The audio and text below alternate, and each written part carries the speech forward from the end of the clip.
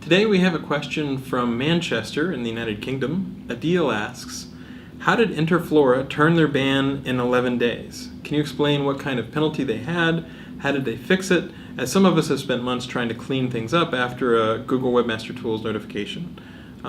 So this is an interesting question, and rather than talking about a specific company, because we typically don't call out specific companies very often, we prefer to talk about things in more general terms. Let me answer in a more general way. So Google tends to look at buying and selling links that pass PageRank as a violation of our guidelines, and if we see that happening multiple times, repeated times, then the actions that we take get more and more severe. So we're more willing to take stronger action whenever we see repeat violations.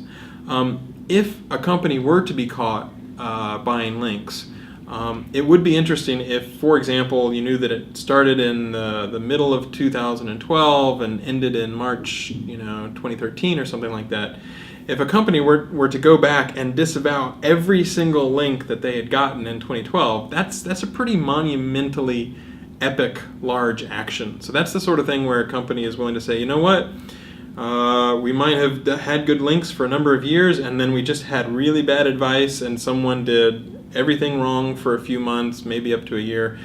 So just to be safe, let's just disavow everything in that time frame. That's a pretty radical action, and that's the sort of thing where if we heard back in a reconsideration request that someone had taken that kind of a strong action, then we could look and say, okay, this is something that people are taking seriously.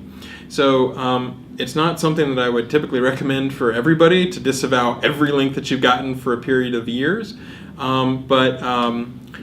certainly when people start over with completely new websites that they've bought, we have seen a few cases where people will disavow every single link because they truly want to get a fresh start. It's a nice looking domain, but the previous owners had just burned it to a crisp in terms of the amount of web spam that they've done.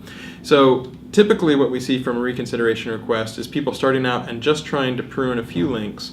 A good reconsideration request is often using the domain query, domain colon, and taking out large amounts of domains which have bad links. I wouldn't necessarily recommend going and removing everything for the last year or everything for the last year and a half, but that sort of large-scale action, if taken, can have an impact whenever we're assessing a domain within a reconsideration request.